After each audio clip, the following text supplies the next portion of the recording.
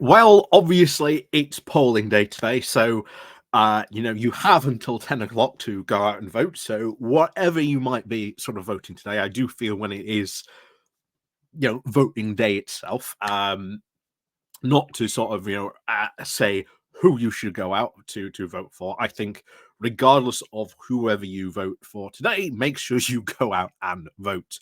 That is really important. And as I've said before, next week we will be having a look at turnout, as we always do during these things. And turnout is going to be really important for a lot of this stuff. So please, please, please do make sure today you get out and vote. Like I say, you've got until 10 o'clock to go out and vote. I've been out and I voted very early this morning myself. I was up at the crack of dawn. I think it was the first probably one in the polling station just after 7 o'clock today. Obviously, make sure you've either got your driving license or passport. Those I can guarantee you two IDs do work. I used my driving license this morning, so I know the driving license does work.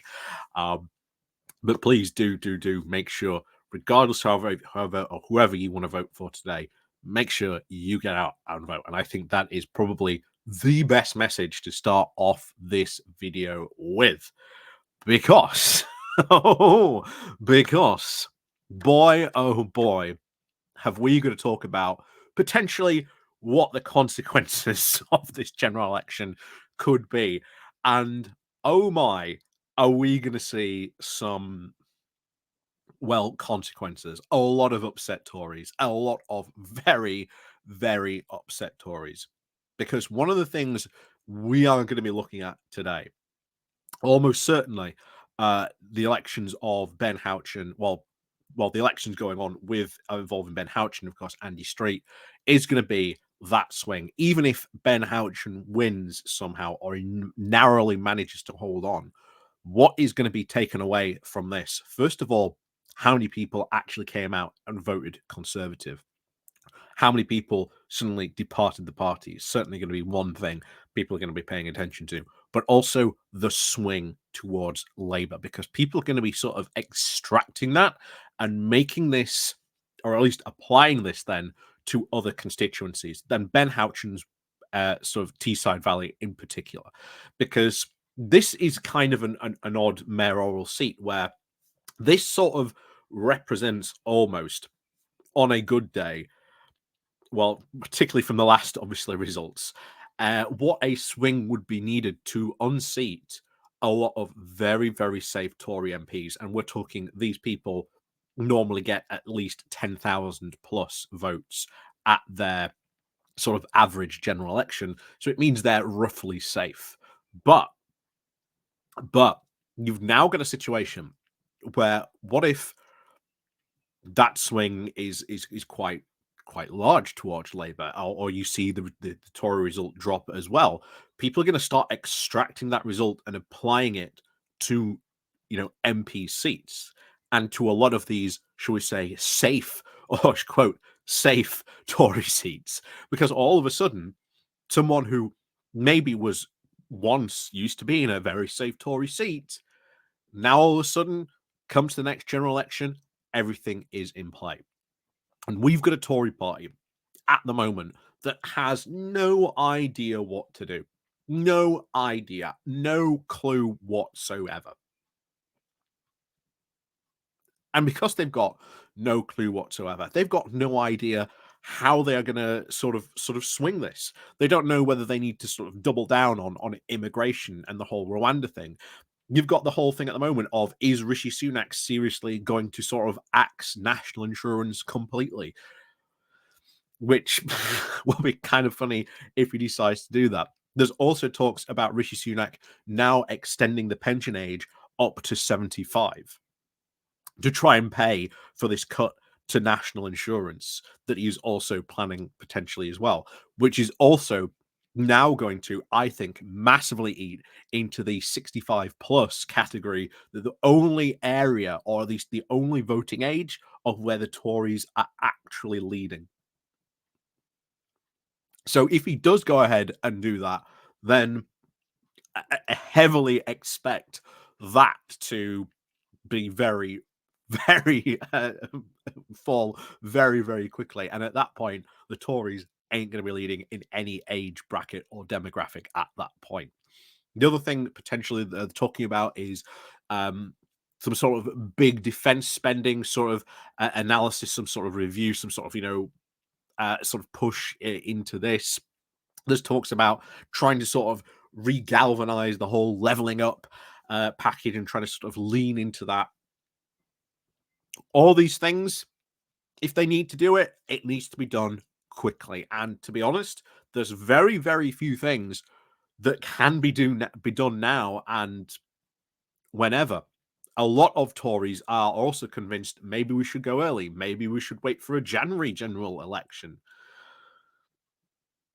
There's all sorts of things going on. And as we've said before, if Sunak's plan is to try and wait this out till like autumn, the question now becomes, well, what happens between then and there? It's not exactly like Tory fortunes have turned around. And bear in mind, Sunak was expressly voted in that he was the guy who was going to turn Tory party fortunes around. And just to show you how deluded I think Sunak seems to be coming across, because there's a lot of people saying, especially the Blackpool by-election that's also happening today, a lot of people have took very, very big notice of the fact that Sunak is being helicoptered around everywhere around the country. Wherever he needs to go, he gets a helicopter. That has not played well. It's played into the fact that Rishi Sunak is out of touch, doesn't understand the electorate, and doesn't understand the concerns. This has been a problem since day one. Yet Sunak still continues to do this, even when he's had moments of, when they've sent out the Rishi bot to go and interact with people. You've had Rishi Sunak problems trying to work, chip and pin and other things like that. It hasn't, shall we say, worked out very well. But this is easily one of the worst things I have heard. And if this is true, well, it's it just goes to show you things are going bad for Rishi Sunak and that he isn't really in touch with things at all. So, um, so this says, so many times number 10 has said the exchanges were, oh, sorry,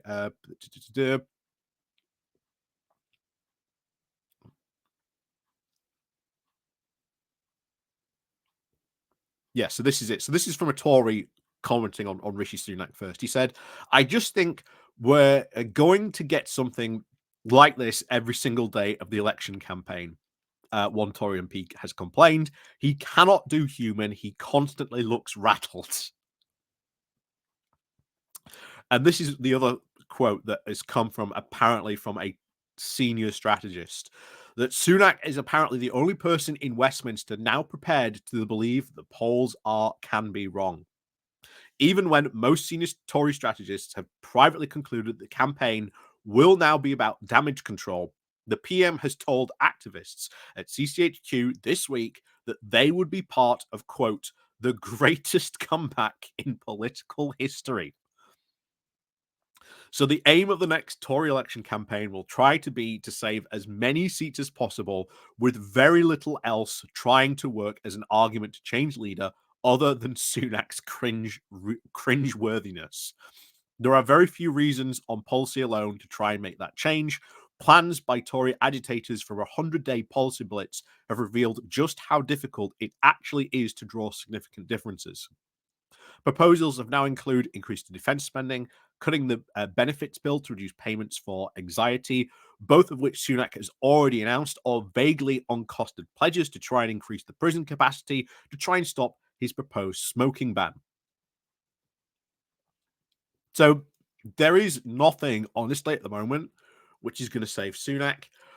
The Tories, I think there is now almost a wide acceptance that they are going to lose, that the next general election campaign is going to be about damage control.